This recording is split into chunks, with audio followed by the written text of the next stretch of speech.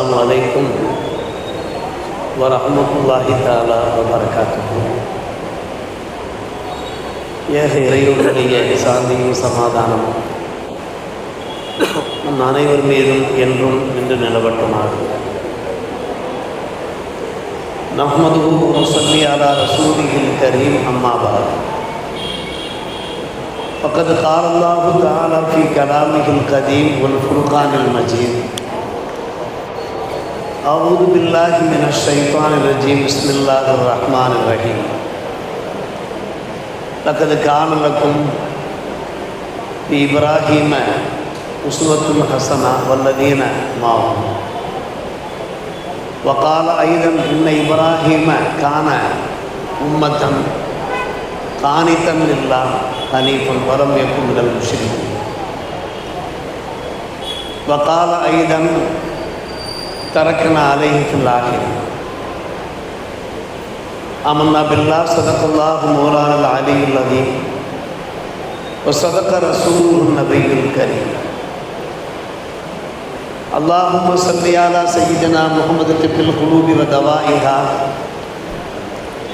وعافية الأبدان وشفائها ونور الأبصار وضيائها وعلى آله وصحبه وسلم. மிகுந்த மதிப்பிற்கும் மரியாதைக்கும் உரிய நமது இரண்டு ஊர் ஜமாத்தார்களே, என்னை வாய்ந்த நிர்வாக பெருமக்களே, நமதூர் சங்கங்களுடைய அங்கத்தினர்களே, நிர்வாக பெருமக்களே, புனிதமான துல்ஹஜ் பெருநாள் வணக்க வழிபாடுகளில் ஈடுபட வருகை இருந்திருக்கிற ஏனைய நல்லோர்களே, பெரியோர்களே, சங்கமிகு உலமா பெருமக்களே, அல்ஹம்துலில்லாஹ். இன்றைய தினம் 1446 ஹிஜ்ரி ஆண்டினுடைய ஈதுல் அல்ஹா ஹஜ் பெருநாள் தொழுகையை நிறைவேற்றுகிற இந்த சந்தர்ப்பத்தில் நம் அனைவரும் சார்பில் ஈதுல் அல்ஹா பெருநாளுடைய வாழ்த்துக்களை ஈத் முபாரக் கூறி நம்முடைய மகிழ்ச்சியை பகிர்ந்து கொள்கிறோம்.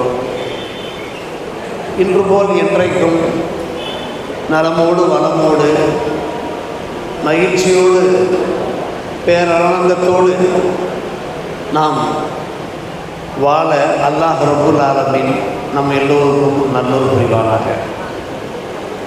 வாழும் காலமெல்லாம் பரிசுத்த முஸ்லிம்களாக வாழ்ந்து ஏக இறைவனை அடைகிற போது உத்தம சத்திய மூமின்களாக ஷஹத் சலாமத் ஆஃபியத் உடல் ஆரோக்கியத்தோடு அல்லாஹை சென்றடைகிற பாக்கியத்தை நம் எல்லோருக்கும் அல்லாஹ் வழங்கி அவர் புரிவானாக. ஆமீன் யா ரப்பல் ஆலமீன். பெருமைக்குரிய பெரியோர்களே, சகோதரர்களே, இன்றைய தினம் எதற்காக நாம் ஹஜ் பெருநாள் வணக்க வழிபாடுகளில் ஈடுபடுகிறோம்? வரலாற்றை நாம் புரட்டி பார்க்கிறோம், திரும்பி பார்க்கிறோம். 5000 ஆண்டுகளுக்கு முன்னாலே நபி இப்ராஹிம் அலைஹிஸ்ஸலாத்து வஸ்ஸலாம் அவர்கள் செய்த அந்த தியாகத்தை அடிப்படையாக வைத்து இந்த பெருநாள் கொண்டாடப்படுகிறது. அவர்களுடைய வணக்க வழிபாடுகள், சொல், செயல் எல்லாமே சிறந்த முன்மாதிரிகளாக அமைந்திருந்தன. அதைத்தான் அல்லாஹ் இப்ராஹிம் அலைஹிஸ்ஸலாம் வாழ்விலும் அவர்களோடு இருந்த நன்மக்களுடைய வாழ்விலும் உங்களுக்கு சிறந்த முன்மாதிரி இருப்பதாக சொல்லுகிறார். இன்றைக்கு அவர்களுடைய வாழ்க்கையை அடிப்படையாக வைத்துத்தான் பல்வேறுபட்ட வணக்க வழிபாடுகள் அமைந்துள்ளதை நாம் பார்க்கிறோம்.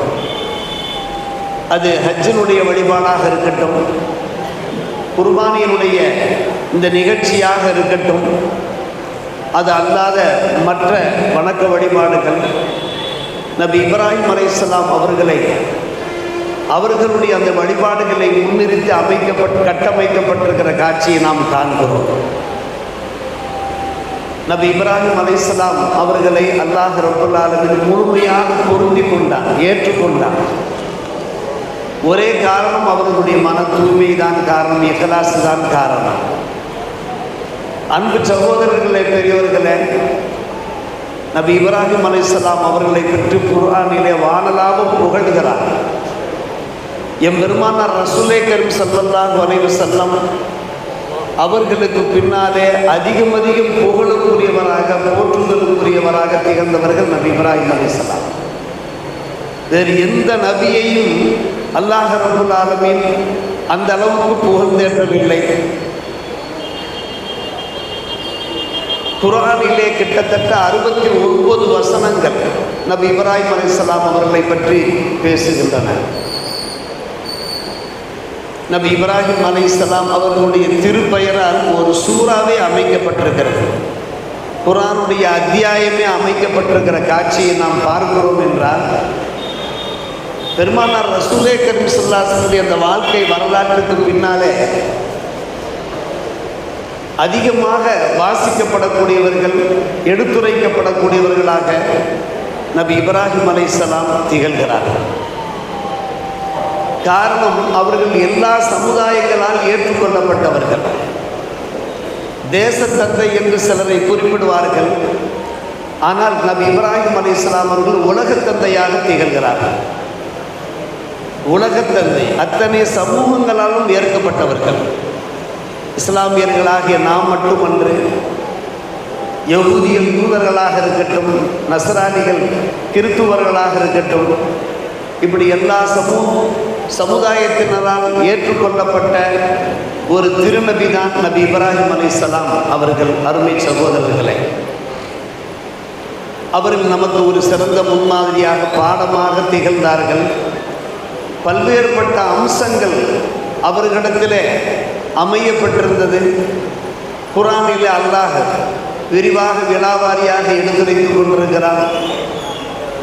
அவர்களுடைய அந்த வாழ்க்கை வழிமுறைகளை நீங்கள் பின்பற்றுங்கள் என்று நபி ஸல்லல்லாஹு அலைஹி வஸல்லம் அவர்களை பார்த்தே அல்லாஹ் உரைத்தார். குல் ஸதகல்லாஹ் ஃபத்தபியு மில்லத்தி இப்ராஹீம ஹனீஃபா. நபியே, நீர் கூறுகிறாக அல்லாஹ் உண்மையை உரைத்து விட்டான். நீங்கள் உங்களுடைய தந்தை இப்ராஹிம் அலைஹிஸ்ஸலாம் அவர்களுடைய மார்க்கத்தை பின்பற்றுங்கள் என்று அல்லாஹ் ரப்புல் ஆலமீன் தமது திருத்தூதரை பார்த்தே சொல்லுகிறார். என்றால் என்ன காரணம்? எதற்காக வேண்டி நாம் இந்த அளவுக்கு அவர்களை போற்ற வேண்டும், புகழ வேண்டும், அவருடைய வாழ்க்கை வழிமுறைகளை நாம் பின்பற்ற வேண்டும், வழிபட வேண்டும் என்பதை கொஞ்சம் யோசித்து பார்ப்போம். அருமை சகோதரர்களே, பெரியவர்களே, பல்வேறுபட்ட சிறப்பு அம்சங்கள் நபி இப்ராஹிம் அலைஹிஸ்ஸலாம் அவர்களிடத்தில் இருந்தன. அதில் ஒன்று, கொள்கையிலே உறுதியாக இருந்தார்கள். ஏகத்துவ கொள்கையிலே மிக்க உறுதியாக இருந்தார்கள். அவர்கள் ஏகத்துவ கொள்கை பிரச்சாரத்தை மேற்கொண்ட போது முதலிலே தங்களுடைய குடும்பத்திலிருந்து துவங்குகிறார்கள். கொள்கை பிரச்சாரத்தை தங்களுடைய குடும்பத்திலிருந்து துவங்குகிறார்கள். தம்முடைய தந்தையிடத்திலே சொல்லுகிறார்கள், நீங்கள் ஏக கொள்கையை, தெய்வ கொள்கையை ஏற்றுக்கொள்ளுங்கள், மற்ற கடவுள்களை நீங்கள் பூஜிக்காதீர்கள், வணங்காதீர்கள் என்று கூறுகிற போது குடும்பத்திலே கடுமையான எதிர்ப்பு எழும்புகிறது. தந்தை அவர்களை பார்த்து எச்சரிக்கை செய்கிறார். லஇல்லம் தன்தகில அர்ஜுமன்னக வஹ்ஜுர்னி மலியா. உன்னுடைய இந்த கொள்கையிலிருந்து, ஏகத்துவ கொள்கையிலிருந்து நீ விலகி செல்லாவிட்டால் நான் உன்னை கல்லால் எரிந்து கொள்வேன் என்கிறார். ஒரு தந்தை தன்னுடைய மகனை பார்த்து பேசுகின்ற பேச்சை பாருங்கள். அப்போது நபி இப்ராஹிம் அலைஹிஸ்ஸலாம் அவர்கள் கூறுகிற வார்த்தை என்ன? கான சலாமுன் அலைக்க அஸ்தக்ஃபிருலக ரப்பி இன்னஹு கான பி ஹஃபியா. சலாம் உண்டாகட்டும் உங்கள் மீது, என்னுடைய ரப்பிடத்திலே உங்களுக்காக நான் பாவ மன்னிப்பு வேண்டுகிறேன். வாது ரப்பி அசா அல்லாஹ் அகுன பி துஆஇ ரப்பி ஷகியா. நான் என் இறைவனிடத்திலே துஆ செய்கின்றேன், அந்த துஆவிற்கு நான் நிராதரவானவனாக இல்லை என்று நபி இப்ராஹிம் அலைஹிஸ்ஸலாம் சொல்லி, வாத்தஸிலுக்கும் வமா ததுஊன மின் தூனில்லாஹ், என்று கூறுகிறார்கள். உங்களை விட்டும் நான் விலகி செல்கிறேன் என்று வீட்டை விட்டே வெளியேறி போகிறார்கள் நபி இப்ராஹிம் அலைஹிஸ்ஸலாம். தங்களுடைய அந்த கொள்கை சித்தாந்த அந்த கோட்பாட்டை முதலிலே தங்களுடைய குடும்பத்தினரிடத்தில் எடுத்துரைத்த போது குடும்பத்திலே கடுமையான எதிர்ப்பு உண்டாகிறது.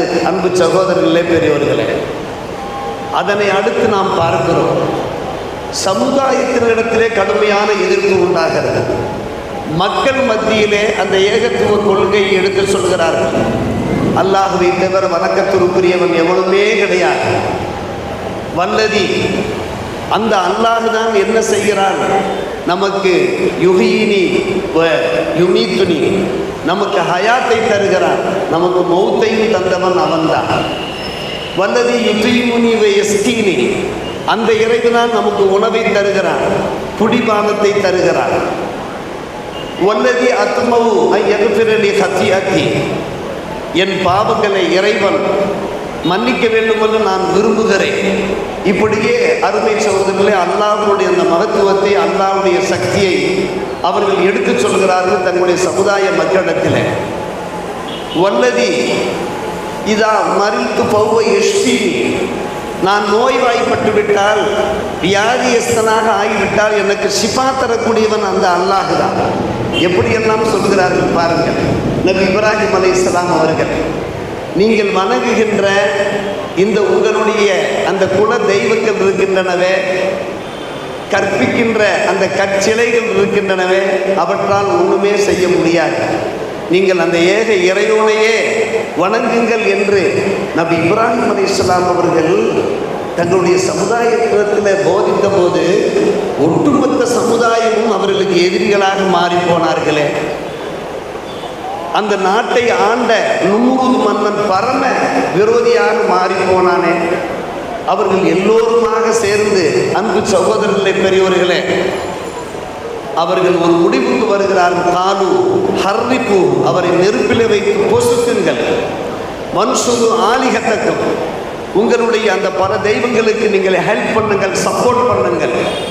ஓர் இறைவன் என்று கூறுகிறாரே, அதை நீங்கள் ஏற்காதீர்கள், மறுத்து விடுங்கள் என்று சொல்லி சமுதாயத்தினர் என்ன செய்கிறார்கள்? அக்னி குண்டத்தில் வீசுவதற்கு, அவர்களை தூக்கி வீசுவதற்கு முயற்சி எடுத்துக் கொள்கிறார்கள். அருமை சகோதரர்களே, ஒரு பக்கம் நாம் பார்க்கிறோம் நபி இப்ராஹிம் அலைஹிஸ்ஸலாம் அவருடைய அந்த கொள்கை கோட்பாடு.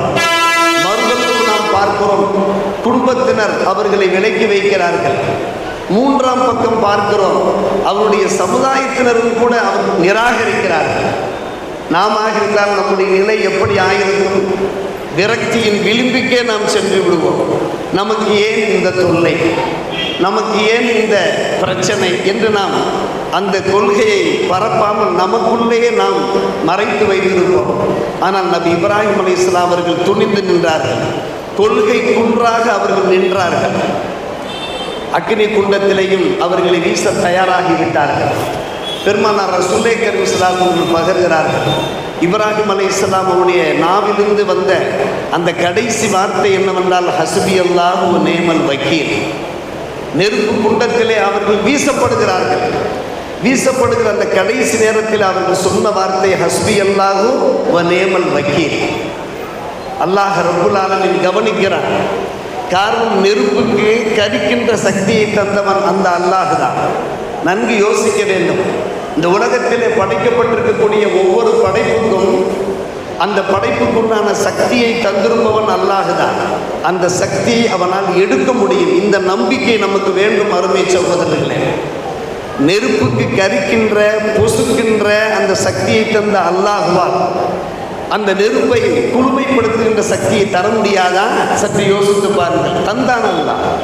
யானாருக்கு நீ மருதம் சலாமா அலா இப்ராஹிம், நெருப்பே நீ இப்ராஹிம் அலைஹிஸ்ஸலாம் அவர்கள் மீது குளுமை உடையதாக மாறிவிடு, சாந்தி சமாதானமாக மாறிவிடு என்று அல்லாஹ் ரப்பல் ஆலமீன் நெருப்பினுடைய அந்த சக்தியை மாற்றி அந்த நெருப்பு குண்டம் இருக்கிறதே, அது ஒரு பூங்காவனம் போல் மாறிவிட்டது. அருமை சகோதரர்களே, பெரியவர்களே, ஹஸ்பி அல்லாஹு நிஅமல் வக்கீலுடைய சக்தி அதுதான்.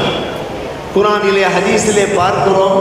பல சந்தர்ப்பங்களிலே பெருமானார் ரசூலே கரீம் ஸல்லல்லாஹு அலைஹி வஸல்லம் அவர்கள் உள்ளிட்ட இறை தூதர்கள் பல்வேறுபட்ட சோதனைகள் போது, வேதனைகள் போது ஓதி வந்த திரு கலிமாக்கள் என்னவென்று கேட்டால், ஹஸ்பி அல்லாஹ் வ நேமல் வக்கீல், ஹஸ்புனல்லாஹ் வ நேமல் வக்கீல்.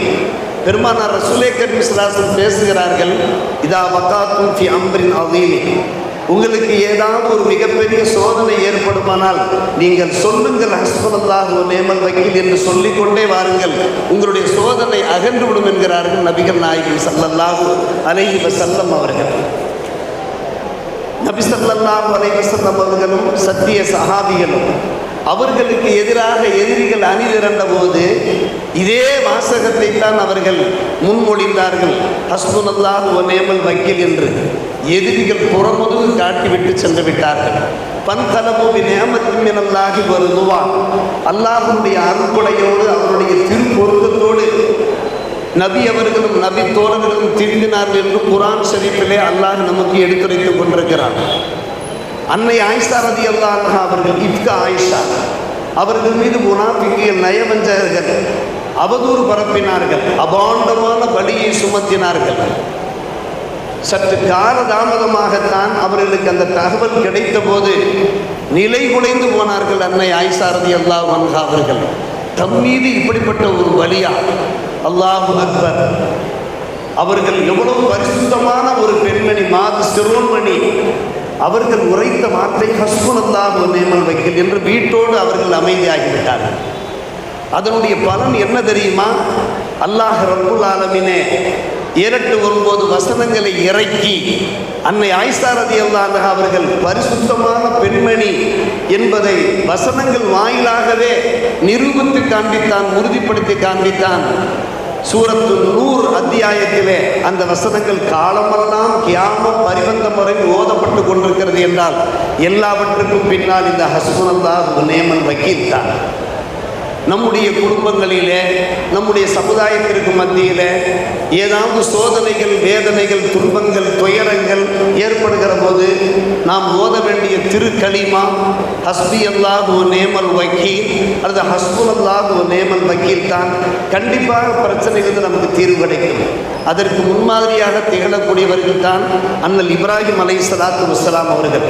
அன்பு சகோதரர்களே, பெரியவர்களே, எல்லாவற்றுக்கும் மேலாக அவர்களிடத்தில் இருந்த ஒரு சிறப்பு அம்சம் என்ன தெரியுமா? இது கால லஹு ரப்புஹு அஸ்லிம் கால அஸ்லம்து லி ரப்பில் ஆலமீன்.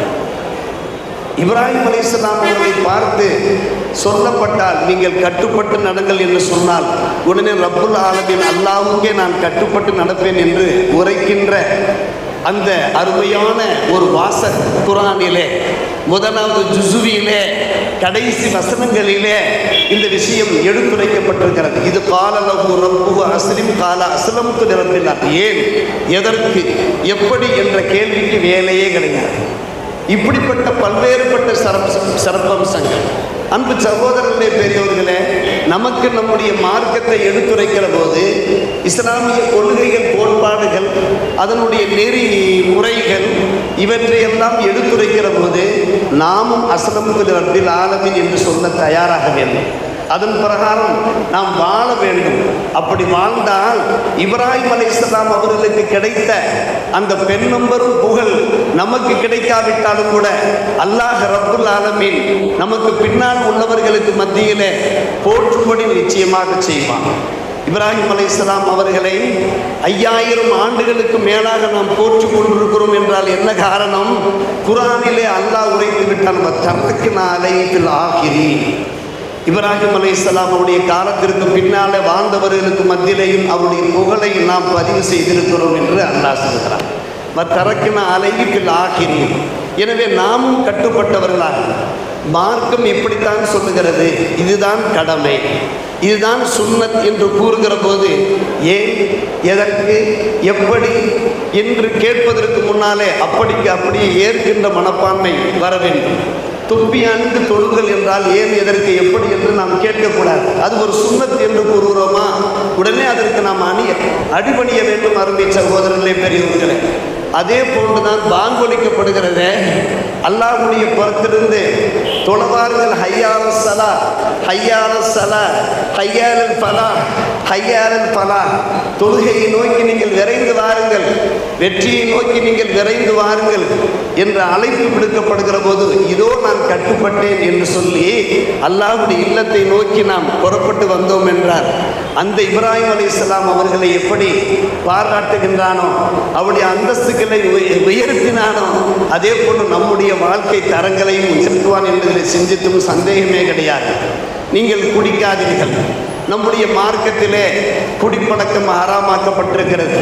நீங்கள் சூதாடாதீர்கள், நீங்கள் சீட்டு விளையாடாதீர்கள், போதைப் பொருட்களை நீங்கள் உட்கட்டாதீர்கள், வட்டி கொடுக்கல் வாங்கலிலே ஈடுபடாதீர்கள், பிறரை வேதனைப்படுத்தாதீர்கள், பிறரை நோவினைப்படுத்தாதீர்கள்.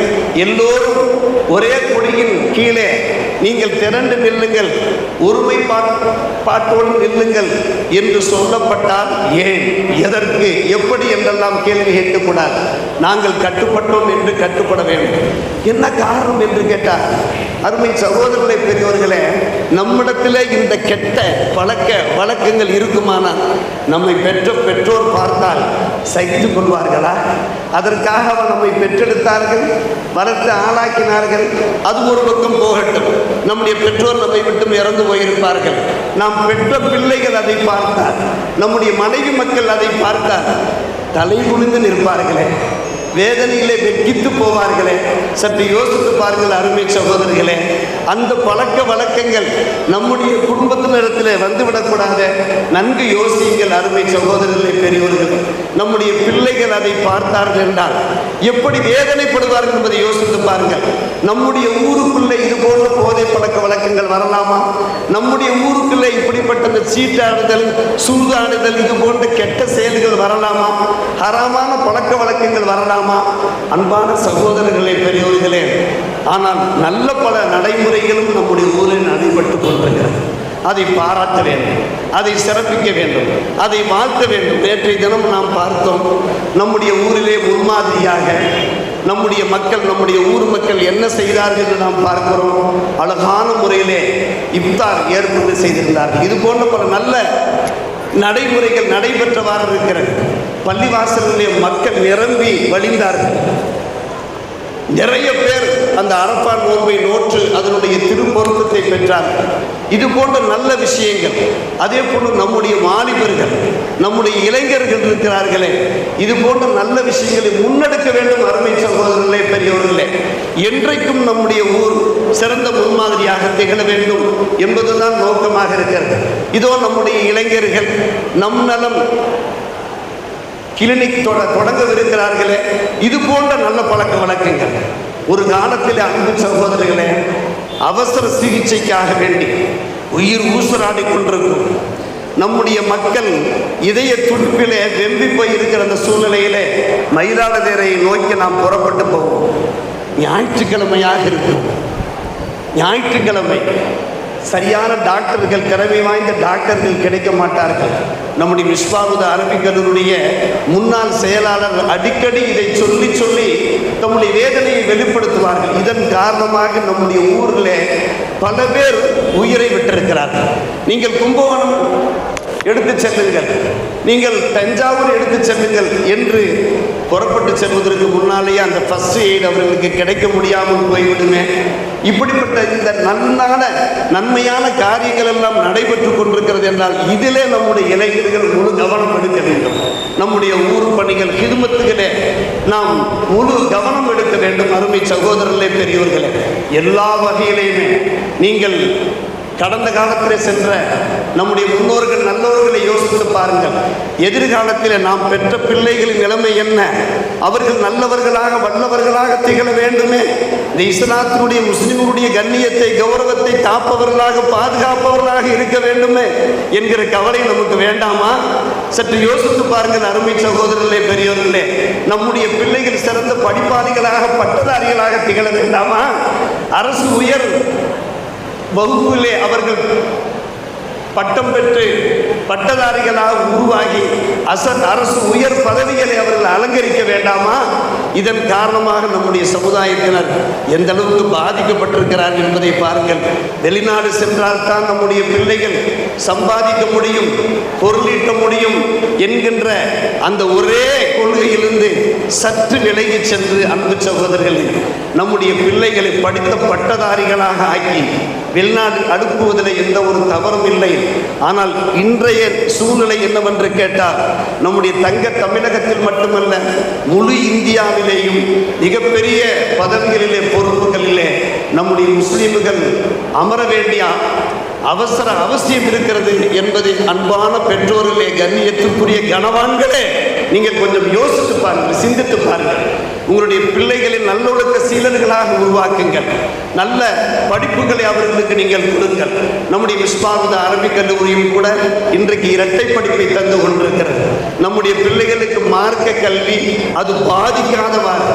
காரணம், நம்முடைய முன்னோர்கள் மார்க்க கல்விக்காக வேண்டிதான் இந்த ஜாமியா மிஸ்பாவுதாவை உருவாக்கினார்கள் என்கிற காரணத்தினாலே அந்த கொள்கையிலிருந்து பிறந்து நாம் சென்று விடக்கூடாது என்பதற்காக வேண்டி அதற்கு முதலிடம் கொடுத்து, அதே சமயத்திலே காலத்தின் கட்டாயம் நம்முடைய பிள்ளைகள் குறைந்தபட்சம் 10th படித்தாக வேண்டும், அதே போன்று 12th படித்தாக வேண்டும் என்கின்ற அந்த காலத்தின் கட்டாயத்தின் பேரிலே நாம் ஒவ்வொருவரும் நம்முடைய பிள்ளைகள் படிக்க வேண்டும் என்று ஆசைப்படுகின்றோமே.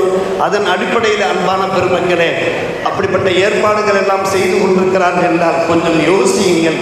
இது போன்ற காலகட்டத்தில் தான் யோசித்து நாம் நடைமுறைப்படுத்த முடியும் என்பதை இன்றைக்கு அருமை பெரும் மக்களே, ஒவ்வொரு தொழுகையிலையும் அத்தஹியாத்திலே நபி இப்ராஹிம் அலைஹிஸ்ஸலாம் அவருடைய குடும்பத்தினர் மீது நம்ம ஸலவாத்து சொல்லுறோமா இல்லையா? அத்தஹியாத்திலே அல்லாஹும்ம ஸல்லி அலா சய்யிதனா முஹம்மது வ அலா அலி சய்யிதனா முஹம்மது கமா ஸல்லைத அலா சய்யிதனா இப்ராஹிம்.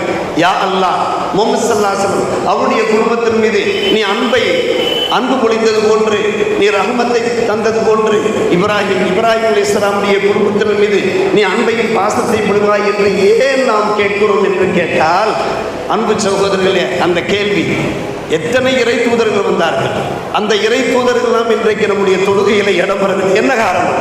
ஜனாசா தொழுகையில் கூட நாம் இந்த ஸலவாத்தை தான் ஓதுவோம். என்ன காரணம்? பெருமானார் ரசூலுல்லாஹி ஸல்லல்லாஹு அலைஹி அவர்கள் அவர்களுக்கு பிடித்த ஸலவாத்துகளே சிறந்த ஸலவாத்து இந்த ஸலவாத்து தான். அல்லாஹும்ம ஸல்லி அலா சய்யிதனா முஹம்மத். என்ன காரணம் என்று கேட்டால், அருமை பெருமக்களே, இப்ராஹிம் அலைஹிஸ்ஸலாம் அவர்கள் நமக்காக துஆ செய்தார்கள். 5000 ஆண்டுகளுக்கு முன்னாலே சொல்வதற்கு நேரம் இல்லை. அருமை சகோதரர்களே, சூரத்துல் பக்கராவிலே ரப்பனா வபாஸு ஃபீஹிம் ரசூலம் மின்ஹும் யத்லூ அலைஹிம் ஆயாத்திக் என்ற வசனத்தின் வாயிலாக நமக்கு அது உணர்த்தப்பட்டிருக்கிறது. அவர்கள் சொன்னார்கள், யார் இந்த பைத்துல்லாஹை ஹஜ் செய்கிறார்களோ யா அல்லாஹ், அவர்களுக்கு என்னுடைய சலாத்தை நீ காணிக்கையாக ஆக்கி என்று கேட்டார்கள். அதே போன்று நமக்காக வேண்டியும் அவர்கள் துவா செய்தார்கள். அவருடைய பாவங்களை எல்லாம் மன்னித்துக் கொள் என்று 5000 ஆண்டுகளுக்கு முன்னாலே இந்த உம்மத்து முஹம்மதியாவுக்காக வேண்டி அவர்கள் துவா செய்தார்களே. இதன் காரணமாகத்தான் கியாம நாள் வரை, அருமை சகோதரர்களே, ஆண்களாக இருக்கட்டும் பெண்களாக இருக்கட்டும், அது கடமை தொழுகையாக இருக்கட்டும், நபில் தொழுகையாக இருக்கட்டும், ஜனாசா தொழுகையாக இருக்கட்டும், நாம் ஸலவாத் உரைத்துக் கொண்டிருக்கிறோம். அல்லாஹ் ரப்புல் ஆலமீன் இன்றைய தினம் நாம் நிறைவேற்றுகின்ற எல்லா கடமைகளையும் வணக்க வழிபாடுகளையும் ஏற்றோரும் புரிவானாக என்கிற நல் துஆவோடு அல்ஹம்துலில்லாஹ். அருமை பெருமக்களே, குத்துபா ஓதுகின்ற போது தங்கள் அமைதியாக இருங்கள். அதே போன்று நாம் பலமுறை அறிவிப்பு செய்திருக்கிறோம், தாங்கள் சிறப்பான முறையில் குர்பானி கொடுங்கள். அல்லாஹ் குர்பானி கிரியைகளை ஏற்றுக்கொள்வானாக. அதனுடைய தோள்களை நம்முடைய மிஸ்பாவுத அரபிக் கல்லூரிக்கு வழங்கி அதனுடைய ரசீதை தாங்கள் பெற்றுக்கொள்ளுங்கள். எல்லோரும் எல்லா வளமும் நலம் பெற்று வாழ்வாங்கு வாழ வல்ல அல்லாஹ் நல்ல புரிவானா என்கிற வாழ்த்துக்கோடு நாம் நம்முடைய உரை நிறைவு செய்கிறோம். வாஹிர் தாவானா அல்ஹம்துலில்லாஹி ரப்பில் ஆலமீன். அஸ்ஸலாமு அலைக்கும் வரஹ்மத்துல்லாஹி.